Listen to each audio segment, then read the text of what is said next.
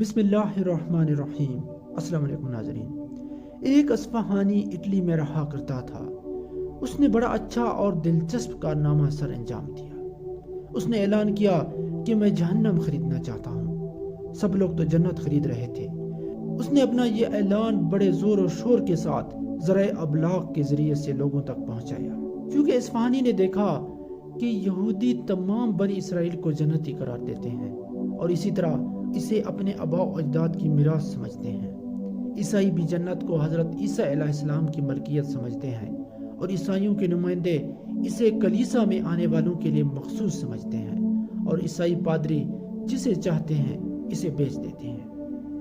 اور یہ جنت کی خرید و فروخت کا کاروبار بڑے جرم پر تھا، لہٰذا وہ اصفہانی پوپ کے پاس پہنچا اور بڑے خلوص کے ساتھ اس سے گزارش کی کہ وہ ایک خطیر رقم کے بدلے جہنم اس کے ہاتھ بیچ دے۔ پوپ نے کہا، آخر تم کیوں جہنم خریدنا چاہتے ہو؟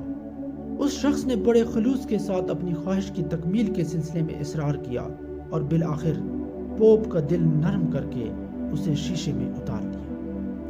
پوپ نے سوچا یہ کتنا اچھا خریدار ہے، پوری جہنم خطیر رقم ادا کر کے خرید رہا ہے۔ بہرحال پوپ نے دستخط کر کے اسے سند دے دی۔ اب یہ شخص پوری جہنم خرید کر اس کا مالک بن چکا تھا۔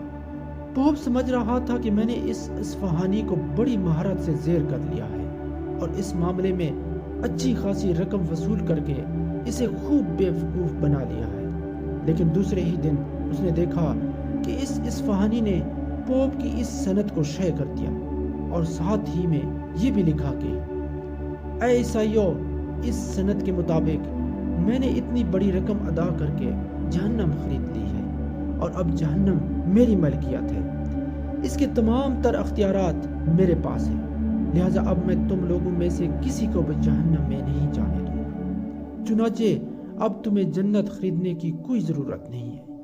تم لوگ خوب سمجھ سکتے ہو کہ اب تمہیں لا محالہ جنت ہی میں جانا ہے، اس لیے کہ تمہیں جہنم میں جانے کا راستہ نہیں دیا جائے گا۔